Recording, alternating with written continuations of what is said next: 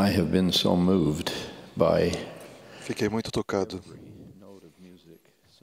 por toda a música que foi tocada, por todas as palavras proferidas. Oro para que eu possa falar.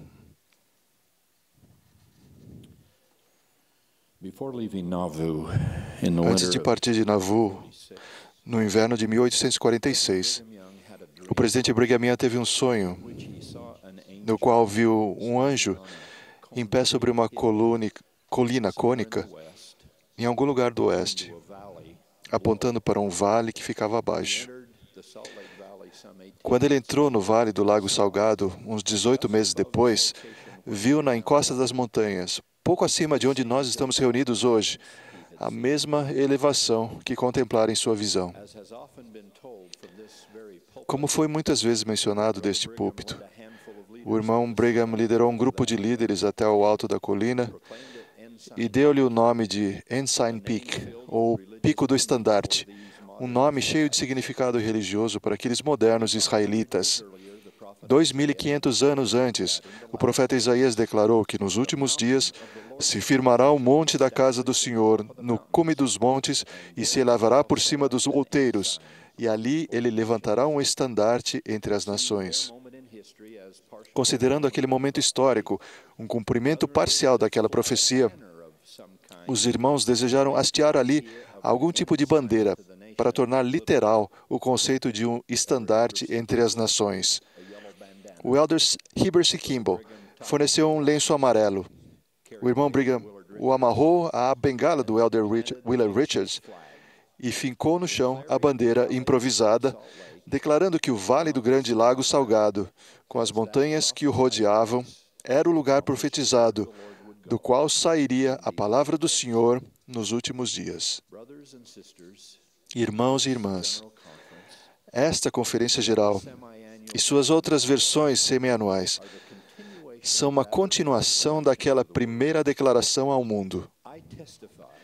Testifico que os acontecimentos desses últimos 2 dias são outra prova de que, como diz o nosso hino, eis que o estandarte de Sião foi desfraldado. E, obviamente, o duplo sentido da palavra estandarte é intencional. Não é por acaso que as mensagens de nossa Conferência Geral sejam publicadas em inglês em uma revista simplesmente intitulada Ensign, que significa estandarte.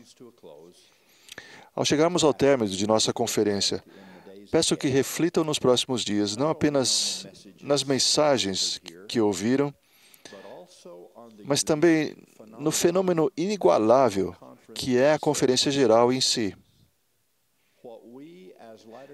O que nós, como santos dos últimos dias, acreditamos que essas conferências são, e o que convidamos o mundo a ouvir e a observar nelas.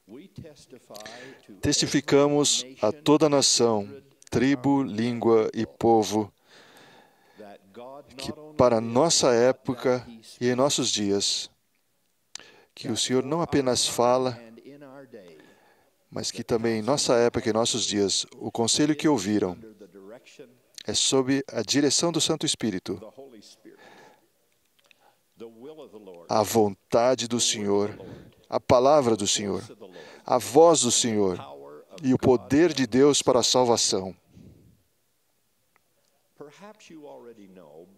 Talvez já saibam, e se não sabiam, deviam saber, que com raras exceções, a nenhum dos oradores, tanto homens quanto mulheres, é designado um tópico. Cada um tem de jejuar e orar, estudar e buscar, começar, parar e começar novamente, até ter a certeza de que, para esta conferência, nesta ocasião, seu tópico seja o que o Senhor deseja que eles abordem, independentemente de seus desejos pessoais ou preferências particulares. Os homens e as mulheres que vocês ouviram nas últimas 10 horas de conferência geral procuraram ser fiéis a essa inspiração. Cada um deles chorou, preocupou-se e buscou sinceramente a orientação do Senhor, para guiar seus pensamentos e palavras. E assim como Brigham Young viu um anjo de pé sobre esse lugar, eu também vejo anjos aqui. Meus irmãos e irmãs que fazem parte da liderança geral da igreja ficaram um pouco à vontade com essa descrição, mas é assim que os vejo. Mensageiros mortais com mensagens angelicais, homens e mulheres que têm todas as dificuldades físicas, financeiras e familiares que vocês têm, mas que com fé consagraram a vida aos chamados que receberam e ao dever de pregar a palavra de Deus e não a deles mesmos. E levando em conta a variedade de mensagens que vocês ouviram, tanto mais milagroso é, sem nenhuma coordenação, exceto a orientação do céu. Mas por que elas não seriam variadas?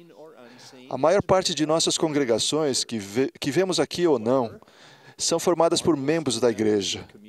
Contudo, com os maravilhosos e novos métodos de comunicação, um público cada vez maior de nossa conferência não são membros da igreja ainda. Por isso, devo falar aos que nos conhecem muito bem e aos que nos desconhecem inteiramente. Somente dentro da igreja precisamos falar às crianças, aos jovens e jovens adultos, aos de meia idade e aos idosos.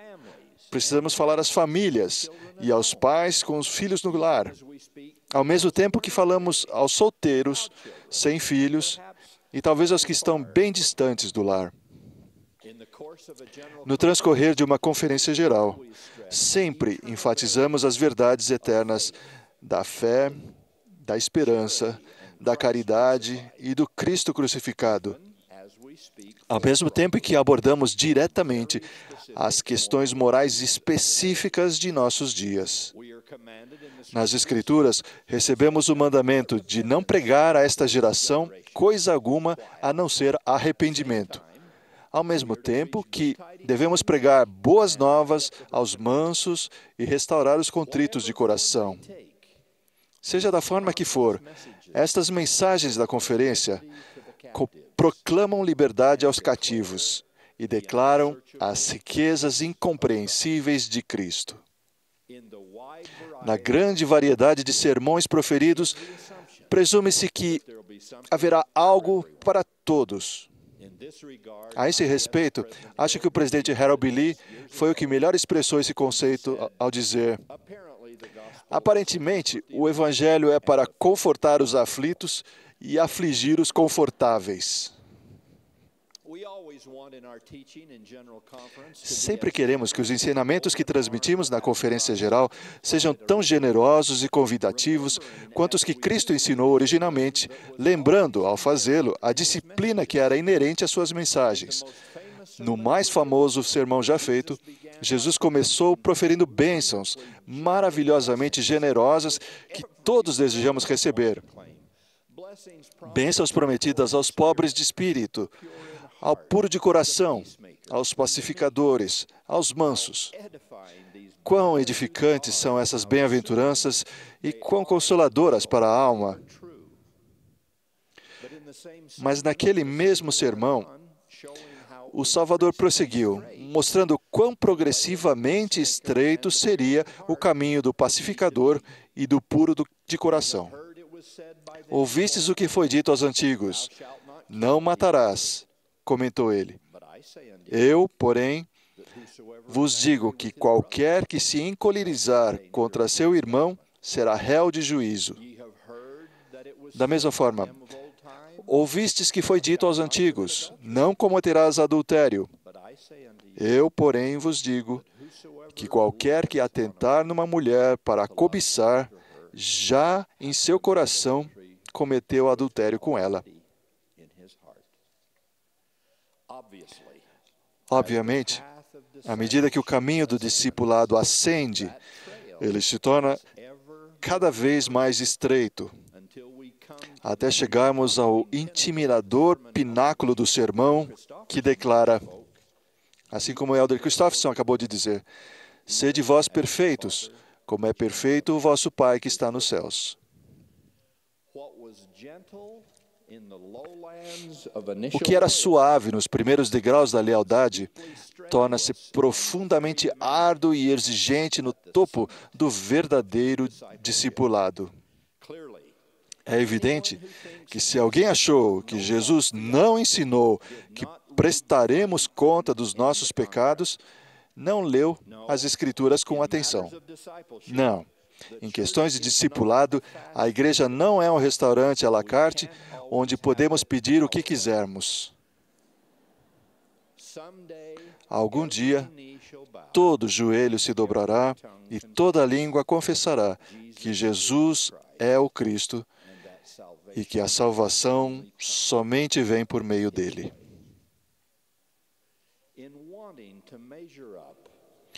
Por queremos abordar tanto os aspectos severos quanto os consoladores na Conferência Geral, estejam certos de que, quando falamos de assuntos difíceis, não achamos que todo mundo está vendo pornografia, ou fugindo do casamento, ou tendo relações sexuais ilícitas.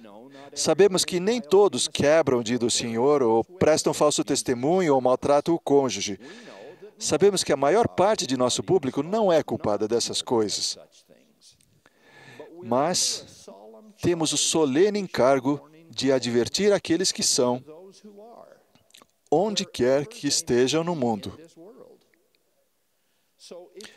Portanto, se você está procurando fazer o melhor que pode, se, por exemplo, estiver tentando realizar a noite familiar, apesar da bagunça que às vezes reina numa família cheia de bagunceirozinhos, então, dê a si mesmo uma nota alta nesse assunto e procure ouvir outro discurso que aborde algo que você talvez esteja precisando melhorar. Se ensinarmos pelo Espírito,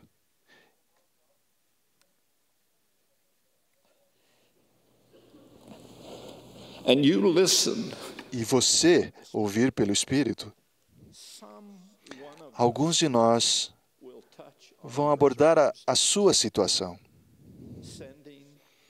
enviando uma epístola profética pessoal diretamente para você.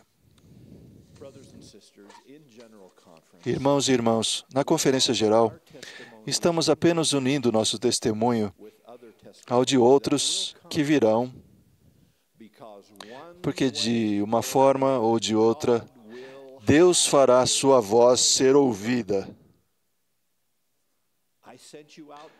O Senhor disse aos profetas, eis que vos enviei para testificar e advertir o povo.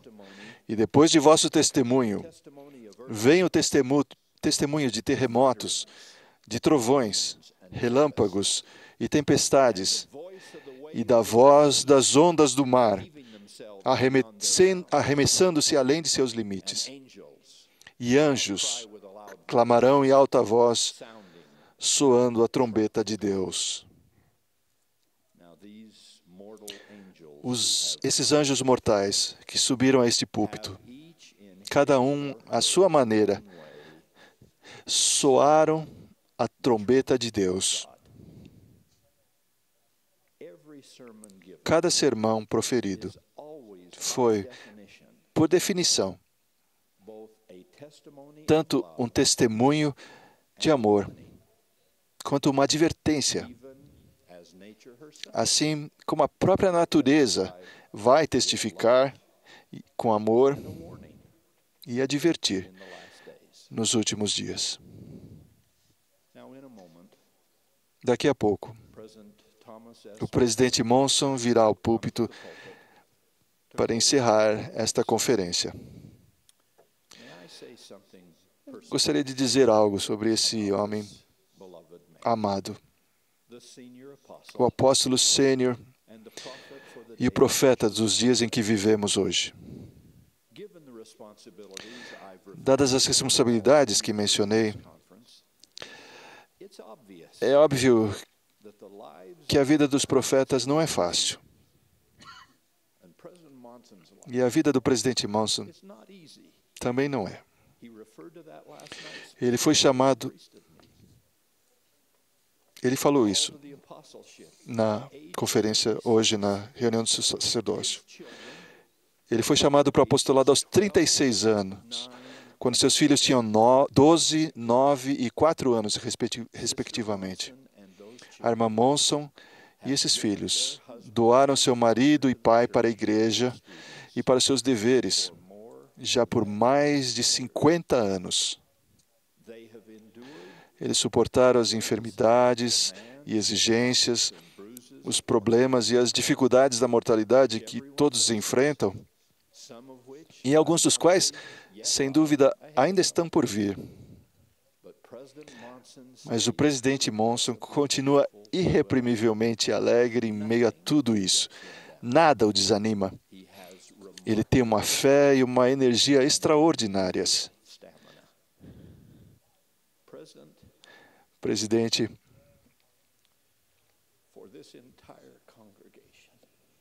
em nome de toda essa congregação, os que são vistos aqui e os que não são vistos, nós dizemos que nós o amamos e nós o honramos. Sua devoção é um exemplo para todos nós. Agradecemos sua liderança. 14 outros que possuem um ofício apostólico, além de outros que estão nesse púlpito, os que estão sentados na congregação diante de nós, e inúmeras pessoas reunidas ao redor do mundo, o amam, o apoiam e se empenham com você nesse trabalho. Nós vamos ajudar a aliviar o seu fardo de todos os modos que pudermos. Você é um dos mensageiros angélicos chamados antes da fundação do mundo para acenar o estandarte do Evangelho de Jesus Cristo para o mundo inteiro. Está fazendo um trabalho magnífico. Preste o testemunho do Evangelho que está sendo declarado e da salvação que ele proporciona. E aquele que nos proporciona isso.